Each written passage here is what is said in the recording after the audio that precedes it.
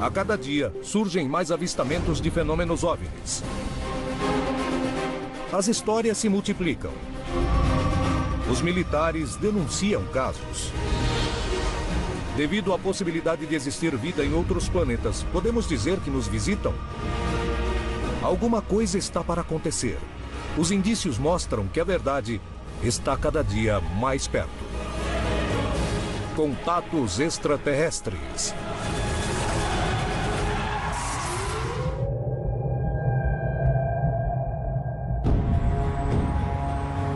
A América Latina é um continente onde quase diariamente, em todas as regiões, há denúncias de casos que parecem não ter explicação plausível. Mas existem regiões onde os avistamentos se repetem com frequência assustadora. E esses lugares são denominados lugares de maior atividade, ou hotspots.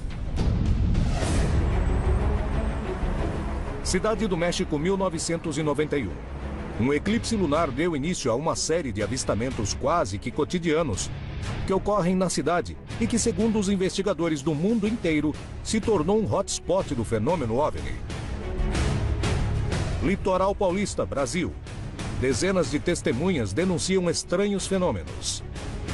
Em um deles, um grupo de ufólogos investiga a suposta aterrissagem de um OVNI na região. Anos mais tarde, testemunhas veem uma estranha manifestação no céu. Entretanto, não coincide com nada que conhecem. Peru, 2002. A Agência de Investigação do Fenômeno Aéreo no Peru, ligada à Força Aérea, acaba de ser criada e investiga uma série de denúncias que ocorrem na região de Chulucanas. O relatório oficial revela resultados surpreendentes. Mas as histórias e avistamentos não terminam, e em junho de 2011, uma cidade inteira é testemunha de um dos fenômenos mais atípicos da região.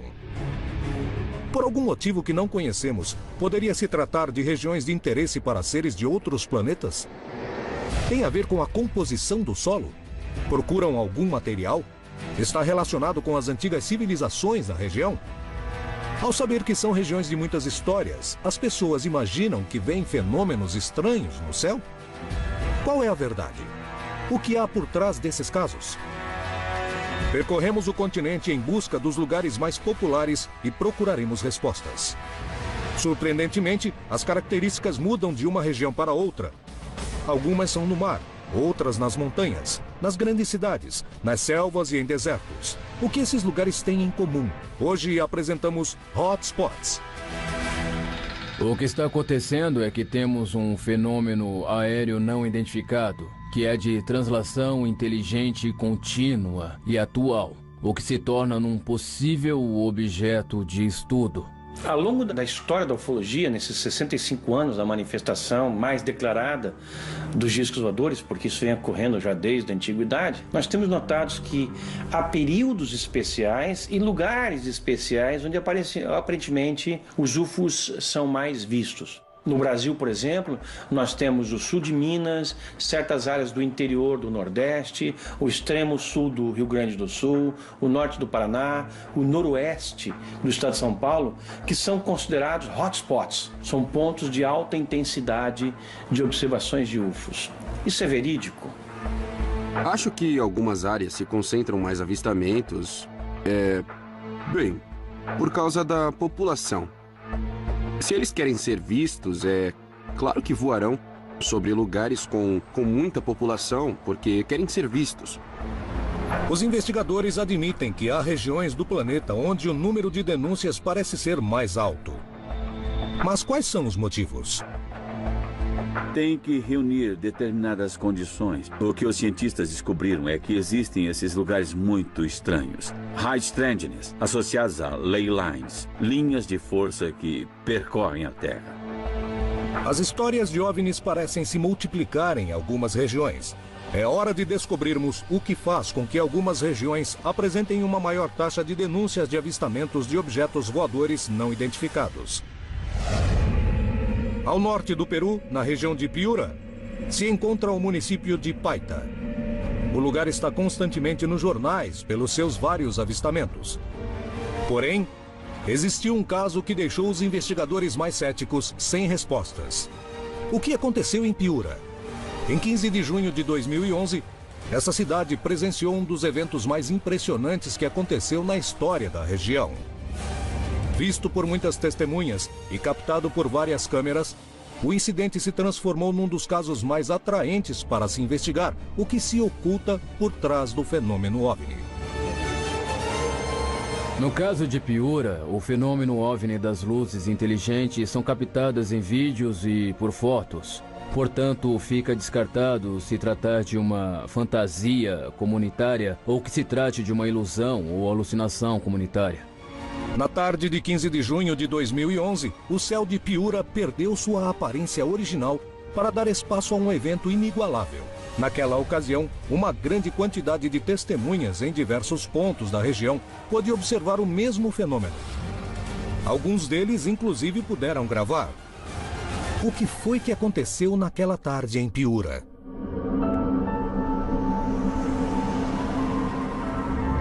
Estávamos voltando de uma inspeção de rotina e estava indo para a base que fica na cidade de Piura. Observamos uma luz um pouco diferente da que observamos na região. Vimos aparecer no horizonte uma luz que não é comum, não. Não é comum a um avião comercial ou a qualquer outro tipo de nave aérea. Não é comum. Estava com meus amigos no parque quando vimos essas luzes que brilhavam no céu porque era quase a noite. E as luzes pareciam muito claras. E as vimos e comecei a gravar com a câmera do meu celular.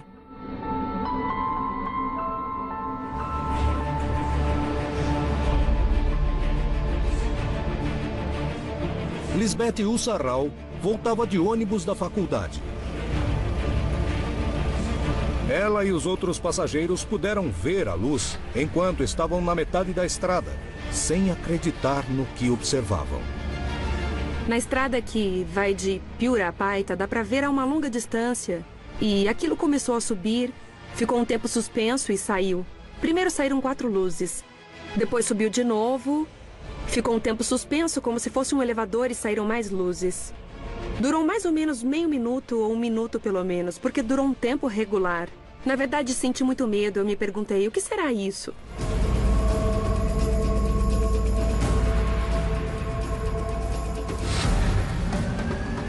Nessa mesma hora, Paco Efio Mendonça e o engenheiro Davi Ramírez estavam na estrada. Paco dirigia o carro quando viram a luz. A pessoa que estava ao meu lado falou: Paco, olha lá no céu. Eu disse, eu tô vendo. Será que é um OVNI? Ele começou a rir. Parei para observar este acontecimento e saí da pista e descemos para olhar melhor este fenômeno. Sem dúvida, foi uma coisa muito especial. Foi fora do comum. Lisbeth e seus companheiros de viagem não podiam acreditar no que estavam presenciando e decidiram registrá-lo. Mas algo muito estranho aconteceu com seus equipamentos eletrônicos. Eu queria pegar o meu celular para gravar. Uma senhora e um senhor também pegaram as câmeras para filmar. Mas meu celular pifou, e não só o meu, como o das outras pessoas também. Sei lá, congelaram. Sei lá, queríamos registrar a imagem, mas não pudemos. Enquanto eles observavam o objeto, um movimento estranho fez com que todos entrassem em pânico. As testemunhas realmente correram perigo? O que aconteceu naquela tarde sobre os céus de Piura? Se encontrou algum tipo de explicação? Na América Latina, existem regiões atípicas onde os fenômenos OVNI são denunciados constantemente. Por que esse fenômeno acontece? Existem semelhanças?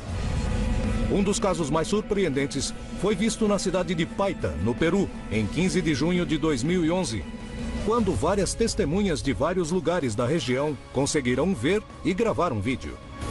Seus relatos surpreendem pela semelhança. É possível que tantas pessoas que nem se conheciam fizessem um acordo? Era uma luz de característica amarela e laranja. O objeto era muito pequeno em relação ao brilho que tinha.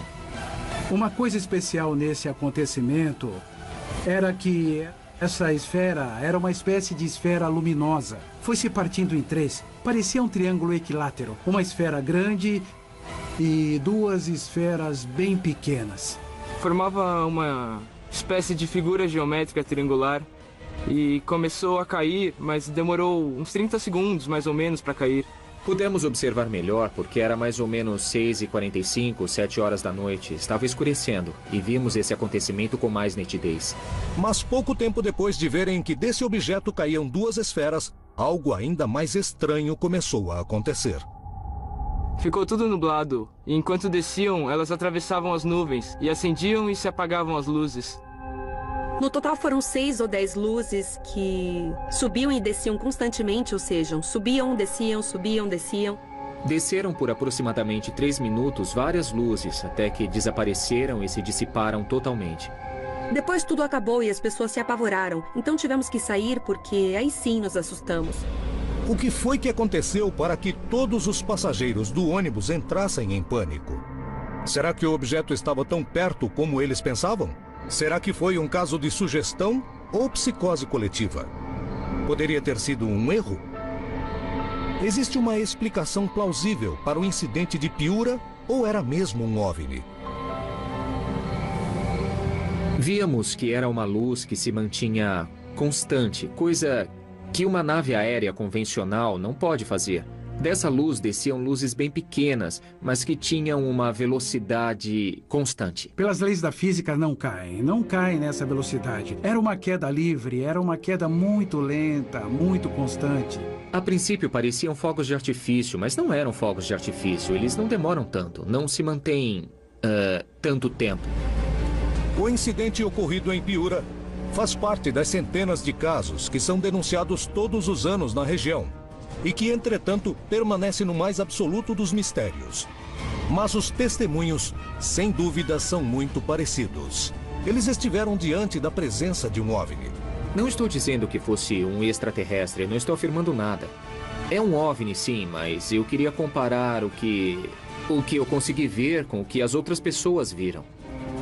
Sou testemunha do que vi e acredito no que vi. O que vi é praticamente extraterrestre. Várias pessoas viram a mesma coisa que eu, o que prova que não era falso, era verdadeiro. A região de Piura é um foco de avistamentos constantes. Entretanto, seus habitantes não lembram de nada igual ao que aconteceu naquela tarde.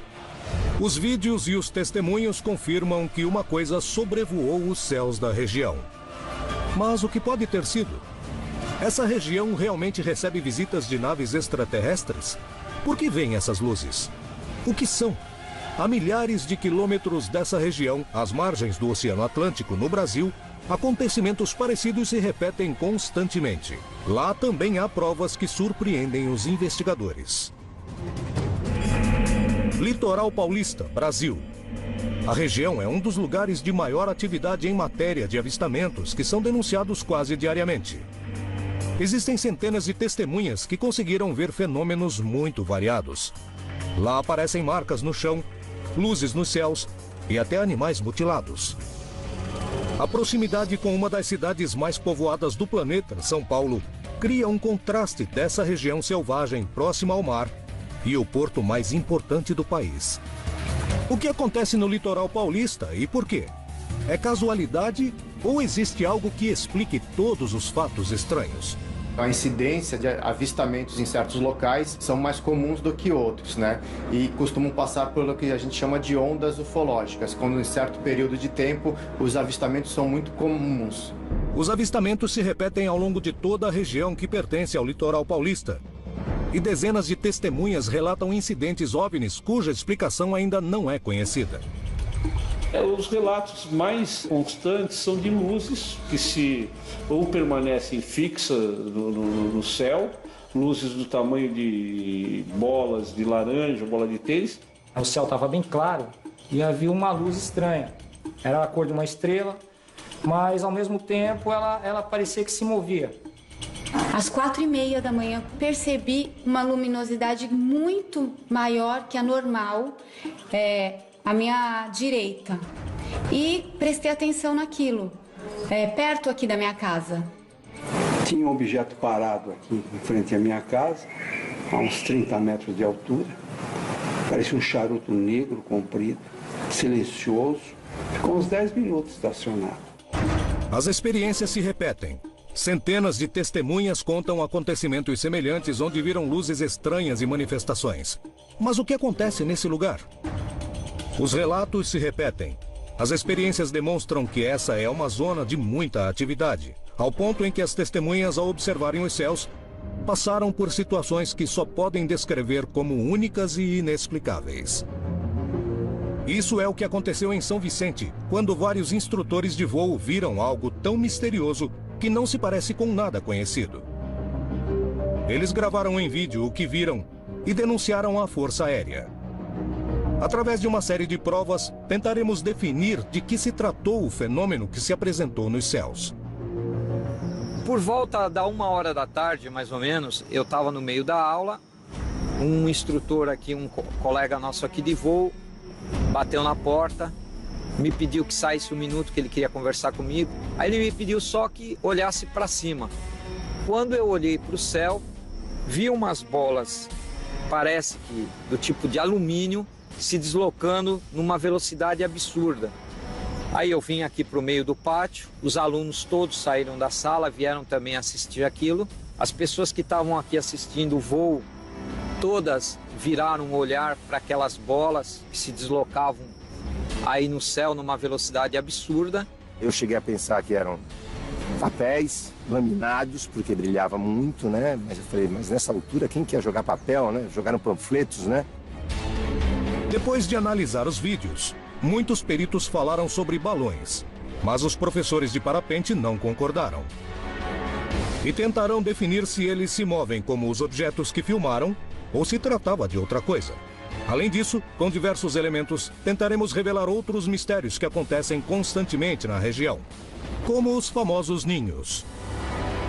As respostas poderão esclarecer um dos lugares com mais avistamentos do continente. Mas o que acontece? Há realmente regiões da América Latina que estão sendo visitadas? Por quê?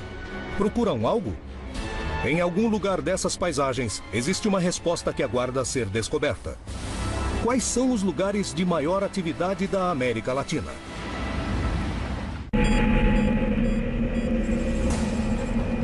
Na tarde de 8 de julho de 2006, um grupo de instrutores de voo de parapente foi testemunha de um evento que, apesar de todo o seu conhecimento sobre os céus e artefatos em que voam, os fenômenos meteorológicos não conseguem se explicar. Naquele dia, em São Vicente, no litoral paulista, viram uma grande quantidade de objetos no céu.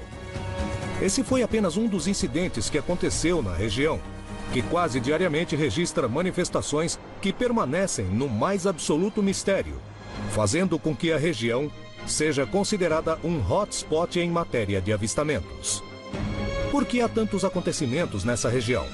Existe algum tipo de explicação para esse fenômeno? Decifrar o que aconteceu em 8 de julho de 2006 poderia ser a pista para entender o que acontece no litoral paulista. Lançaram 100 balões no céu. A quantidade de objetos que eles acreditaram ver, os instrutores vão procurar definir semelhanças e diferenças com os objetos que foram gravados. Elas estão indo ali em bloco. Você imagina, se uma sair dali agora e atravessar lá para o outro lado do morro, aí eu vou dizer que é parecido, mas elas estão praticamente em bloco, se movimentando, não simetricamente, elas estão se movimentando o que o vento está fazendo ali, mas você imagina que 2, 3 ali que tivessem ali no meio, sair numa velocidade incrível até aquele morro e voltar.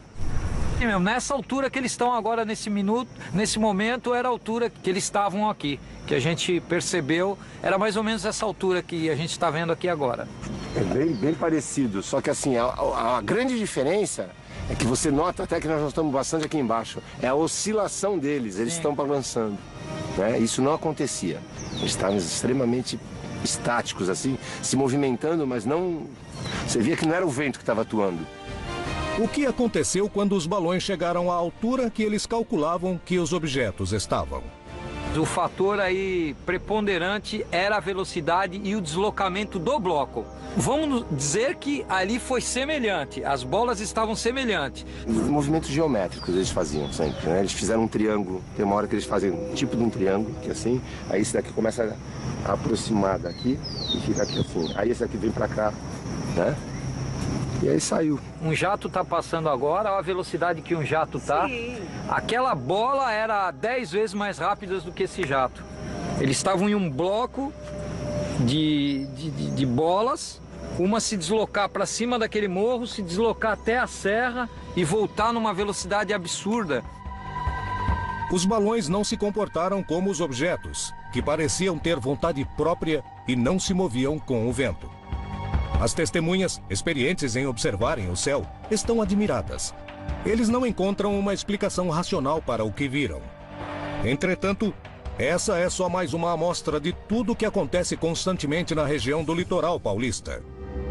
Como em outros lugares da América Latina, as denúncias de objetos no céu são constantes. O que os instrutores viram? Por que ocorrem tantos fatos inexplicáveis nessa região do Brasil? A gente percebe que há muitos anos esses seres visitam aqui, esses locais.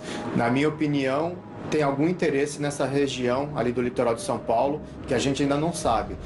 Talvez algum tipo de minério que existe em abundância ali naquela região que pode atrair essas naves para aquele local. A presença é constante e a gente tem casos relatados dos anos 50 de aparições desses objetos que já era comum naquela região.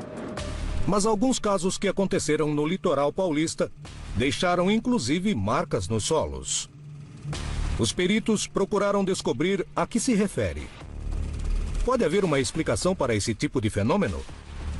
Um dos casos mais ricos em relação a ninho ocorreu aqui num bairro chamado São José, que foi um dos maiores ninhos que eu já vi até hoje numa região. Era uma noite muito, assim, de lua cheia, né? 1h e pouco da manhã, né? Aí meu marido escutou minha cachorrinha uivando muito, os cachorros dos vizinhos também, né? Da Carla e da Cláudia. Aí ele escutou um barulho tipo de uma furadeira, né? Deu um breakout, aí depois ele pegou, levantou, para ver se alguém estava mexendo no fusca dele. Quando ele saiu, deixou amassado na vegetação. É uma vegetação típica de charco, então qualquer equipamento, qualquer máquina que fosse posto ali em cima, ela com certeza afundaria, e ela deixou uma marca perfeita, uma elipse de 9 por 14 metros, mais ou menos. Diante da surpresa, a primeira coisa que os vizinhos fizeram foi ligar para o pessoal da Defesa Civil. Eu vi que no momento era assim, tipo se fosse não era redondo, mas era oval. E não era assim uma coisa que a pessoa pode fazer, porque o mato ele não estava quebrado, ele só estava amassado, mas não estava quebrado, só deitado.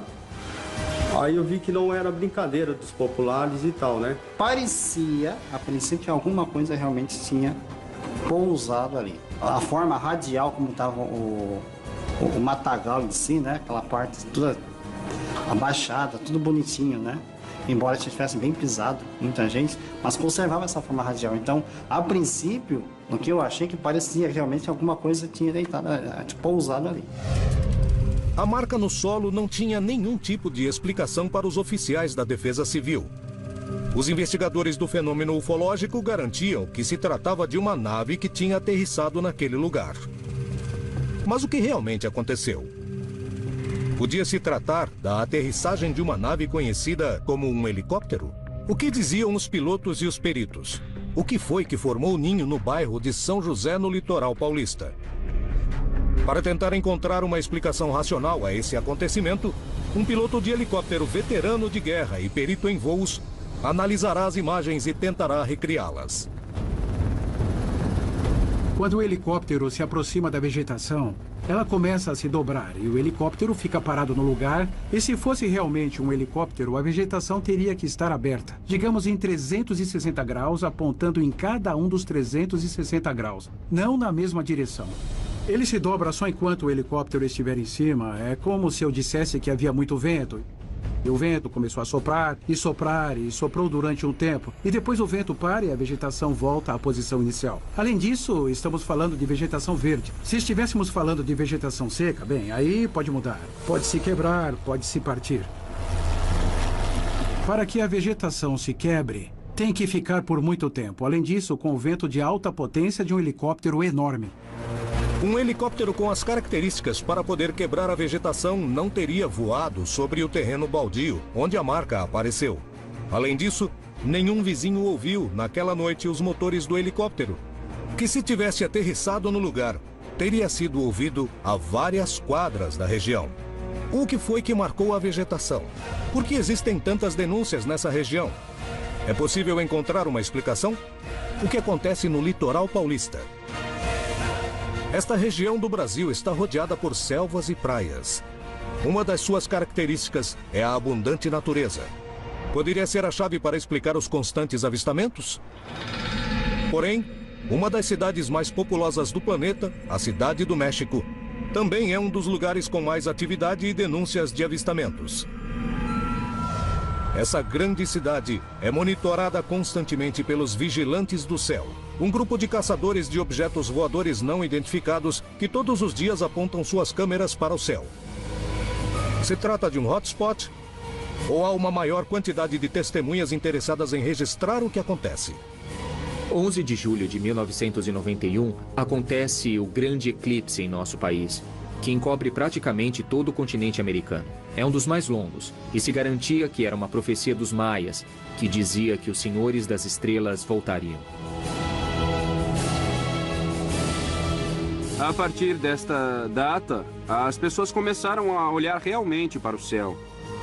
E, além disso, as pessoas tinham também a possibilidade de ter uma câmera de vídeo em suas mãos. Olhando para o eclipse, eles viram coisas que animaram as pessoas, tiravam fotos e mandavam para os programas de notícias, como o programa do Moção. Então, eles todos apontam as câmeras para o eclipse solar e adivinha? Eles gravam o que sempre esteve lá, os OVNIs. Milhares de pessoas chegaram e começaram a filmar naves e ETs por todo o México. Os OVNIs estão no planeta há muito tempo. As pessoas nunca perceberam, nunca viram, exceto no dia em que tiveram que focar numa coisa, que foi o eclipse solar. Rapidamente se espalhou pela Cidade do México o costume de monitorar os céus constantemente. Os anos passaram e percebemos que essas primeiras luzes já não era uma. Eram 5, eram 10, eram 20, até 2.000 objetos que estavam lá sobrevoando as maiores cidades.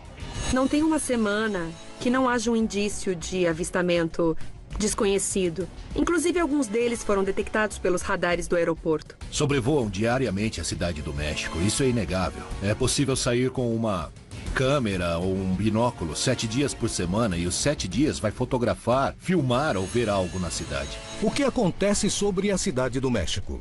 Qual o motivo para que seja um dos lugares de avistamentos mais reconhecidos do planeta? Tem a ver com os vulcões? Com os movimentos sísmicos? Com suas culturas antigas? Com a busca que hoje é feita sobre seus céus? Analisaremos um objeto registrado num entardecer sobre a Praça do Zocalo, no centro da cidade, para tentar determinar o que são esses objetos que cruzam a Cidade do México.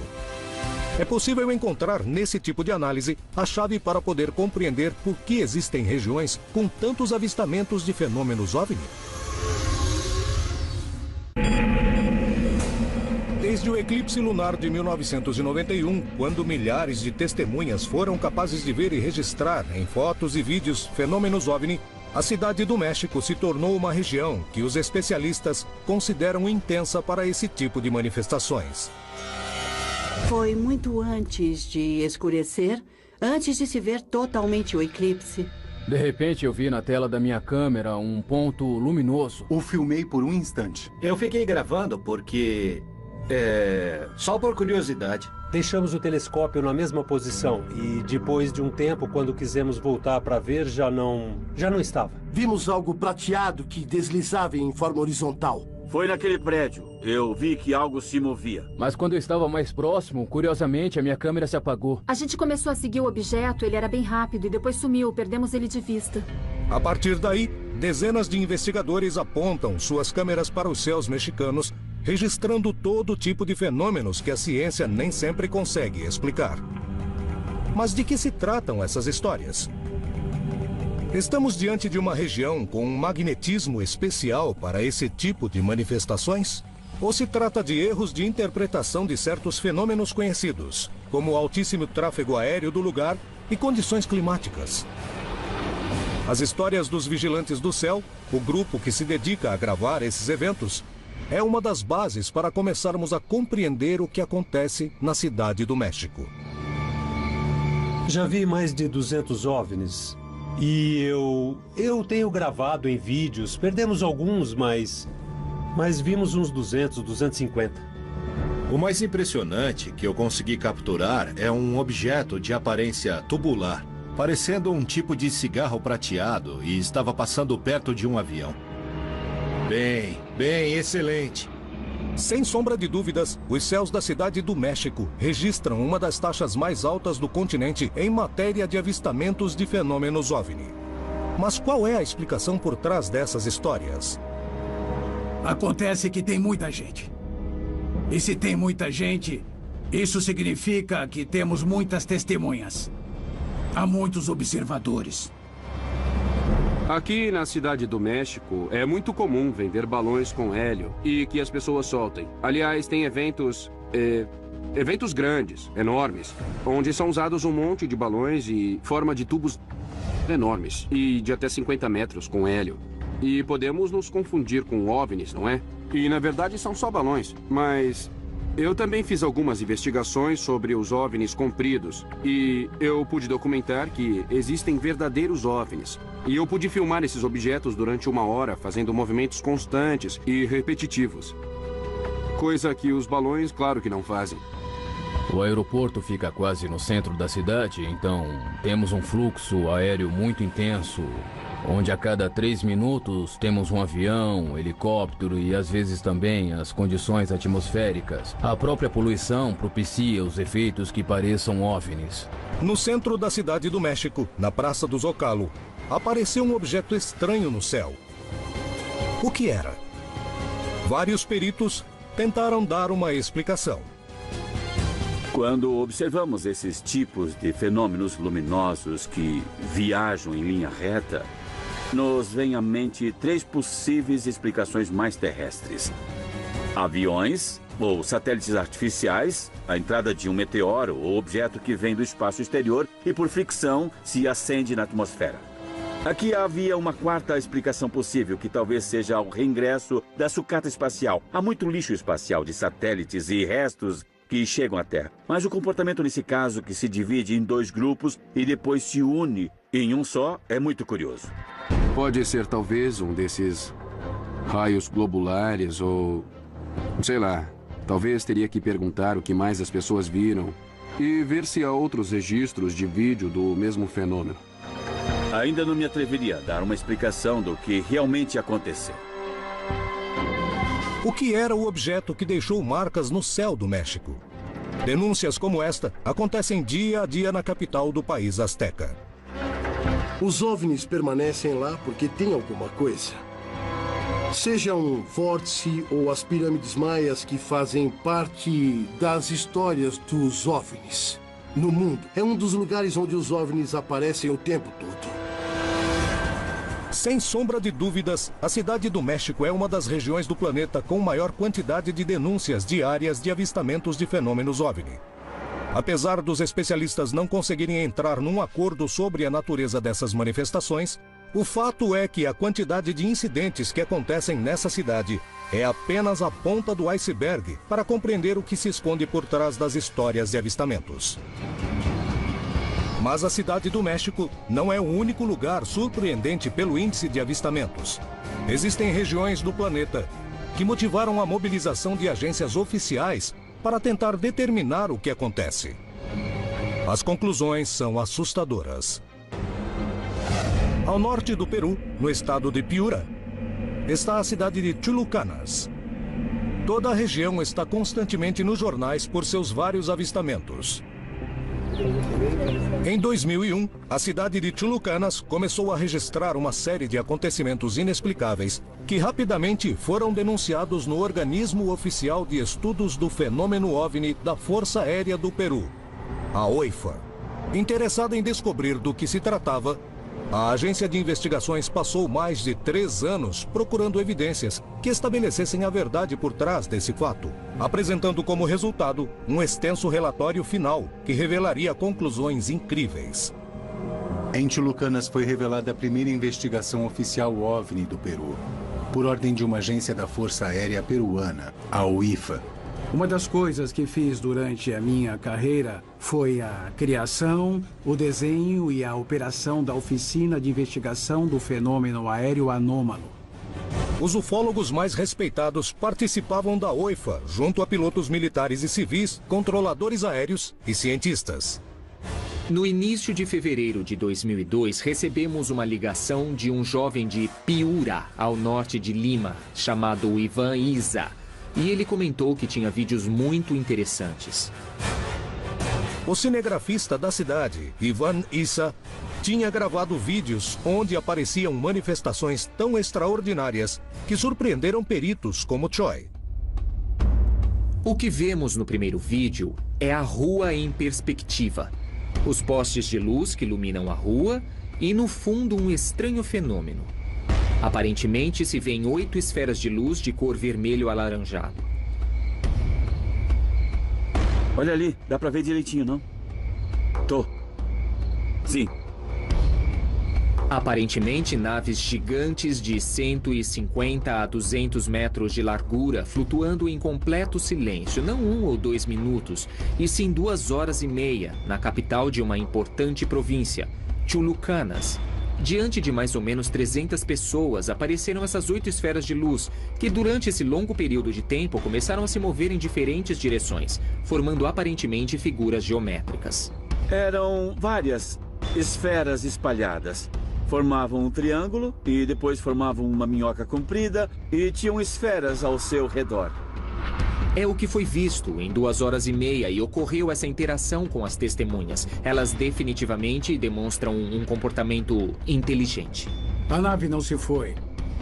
As pessoas se cansaram de ver e foram para a festa que tinha no povoado. Uma procissão. O normal é que esses avistamentos sejam efêmeros, passam muito rápido. A nave desaparece e as pessoas ficam confusas. Nesse caso, se cansaram de ver. 2 meses depois, ocorreu outra manifestação. E Vanessa a gravou novamente, causando espanto de todos. No segundo vídeo, o que se vê é que em 25 de fevereiro de 2002, foi informado que às 5 da tarde, eles viram luzes coloridas no vale inteiro de Morropón, que é onde está Chulucanas. Então, Ivan Isa decide subir com um amigo para ver o que acontecia. Olha ali, olha ali. Está se movendo, está vendo? Está se movendo, ali. Depois de pouco tempo ao subir o morro, eles viram que algo estranho acontecia na região. Às 6 da tarde, começaram a aparecer esferas de luz ao longo de todo o vale. Ele acreditava, Ivan Isa acreditava, que eram luzes de caminhões, de carros, e depois ele percebeu que essas luzes não estavam perto das ruas, nem perto das estradas, estavam em pleno campo. Vimos umas 4 luzes que apareceram como flashes no céu. No começo não apareceram 4, primeiro apareceram uma, depois outra, e depois essas luzes começaram a formar figuras no céu. Começaram a formar figuras triangulares, depois se moviam e apareciam deslizando entre um e outro morro, que há uma distância considerável.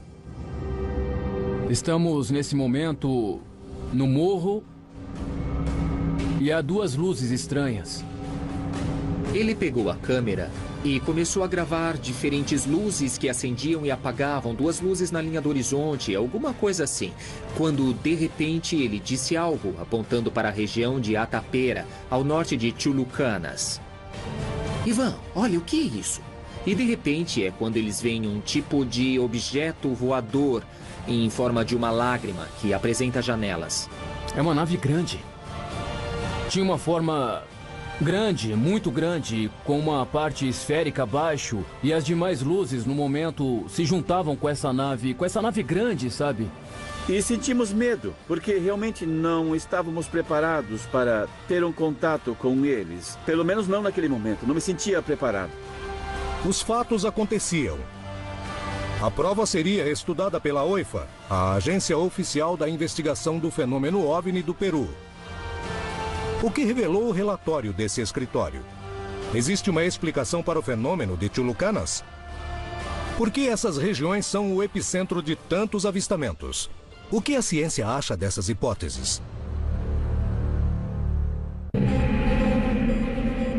Em 2001, a cidade de Chulucanas, Peru, começou a registrar uma série de acontecimentos inexplicáveis que rapidamente foram denunciados à Agência Oficial do Fenômeno OVNI da Força Aérea do Peru, a OIFA.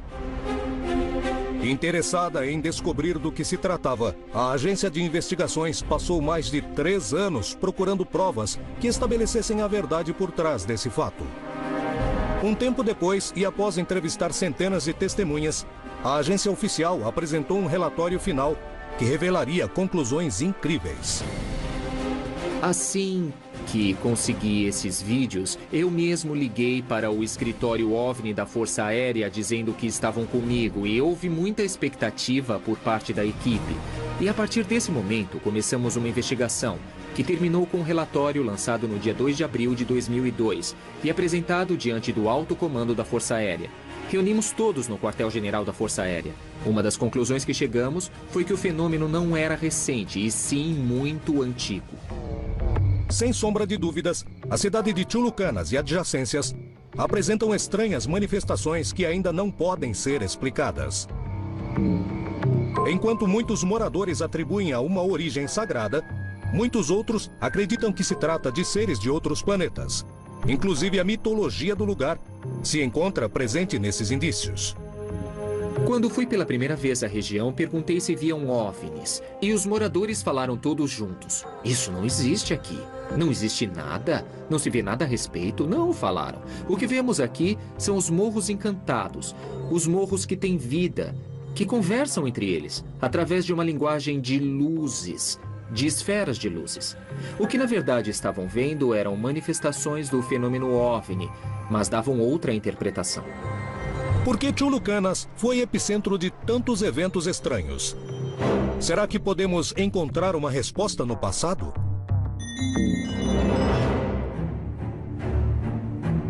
A América Latina é um continente com uma enorme riqueza arqueológica e, ultimamente, uma grande quantidade de investigadores afirma que, em muitos monumentos do passado, podem ser vistas as histórias que contam a presença de OVNIs na Terra, que teria começado na Antiguidade. Isso prova que a América Latina foi testemunha dessas manifestações em um passado remoto? É um continente ativo em matéria de OVNIs? Recebemos visitas de extraterrestres há milhares e milhares de anos.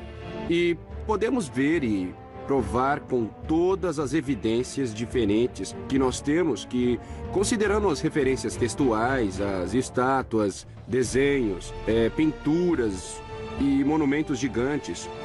E isso pelo mundo todo, que foram construídos num passado remoto com a ajuda de, sem dúvida nenhuma, extraterrestres.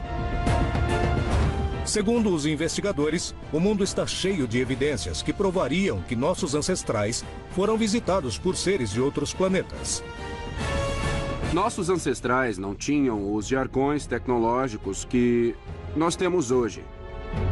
Eles não tinham palavras específicas para objetos tecnológicos, porque esses objetos não existiam naquele tempo. Então, os nossos ancestrais, eles descreveram, por exemplo, escadas celestes, baixando de ovos cósmicos. Isso quer dizer, entre aspas, é claro, e estes seres emergem. Algumas pinturas rupestres em grutas representam a convivência de humanos com seres muito diferentes de nós, inclusive com entidades que têm antenas ou que usam capacetes. E eles passaram os seus conhecimentos para alavancar a nossa civilização. Assim, os nossos ancestrais receberam ajuda direta de ninguém mais que extraterrestres de carne e osso. Esse tipo de vestígio causa dúvida ou a possibilidade, já que somos visitados desde a antiguidade, não é um fenômeno novo nem moderno. No continente, existem regiões que registram uma alta taxa de denúncias do fenômeno OVNI. Essas regiões são fundamentais para tentar desvendar o mistério se estamos sozinhos no universo, pois permitem o acesso a muitos casos. Mas os hotspots realmente existem? O que são? Talvez nós, como latino-americanos, Tivemos a sorte de conviver com essas coisas há muito tempo atrás.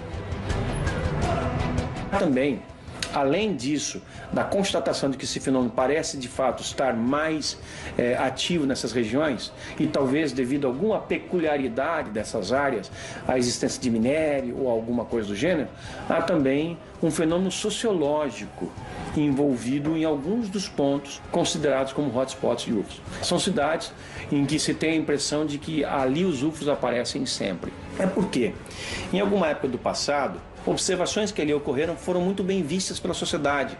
Aquela sociedade acolheu, as pessoas viram, comentaram, criando a ideia de que aquele é um ponto onde os UFOs se manifestam com regularidade. De forma que, se alguém visse alguma coisa e relatasse, outras pessoas viriam também se somar a elas, e pelo feedback causado pelas manifestações de umas, outras também retornariam e falariam a mesma coisa.